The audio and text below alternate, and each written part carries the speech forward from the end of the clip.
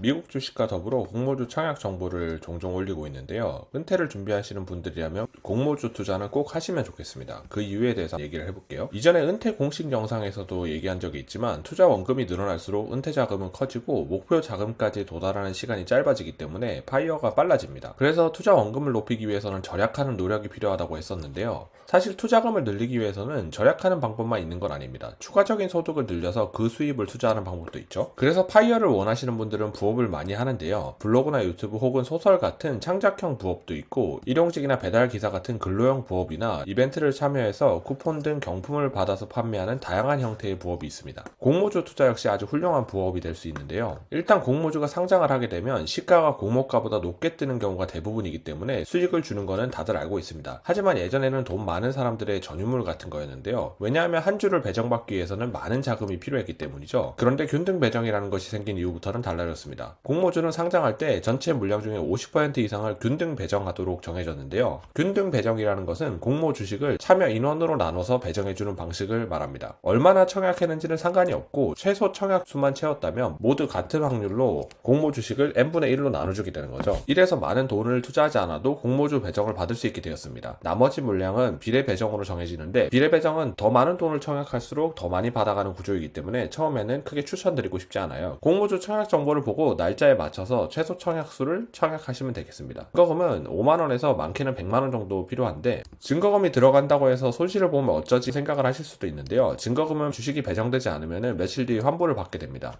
배정될 경우에도 배정받은 주식수에 따른 공모가만큼만 제외하고 환불이 되는데요. 보통 한두 주 정도만 배정이 되기 때문에 수수료를 제외하면 10% 정도는 환불이 된다고 생각하시면 됩니다. 또한 손실 가능성이 거의 없는데요. 보수적으로 공모주를 시가에만 매도한다고 했을 때 올해 공모주들의 결과를 정리를 해봤습니다. 해당 표가 궁금하시면 설명란에 있는 블로그 링크를 참고해 주시고요.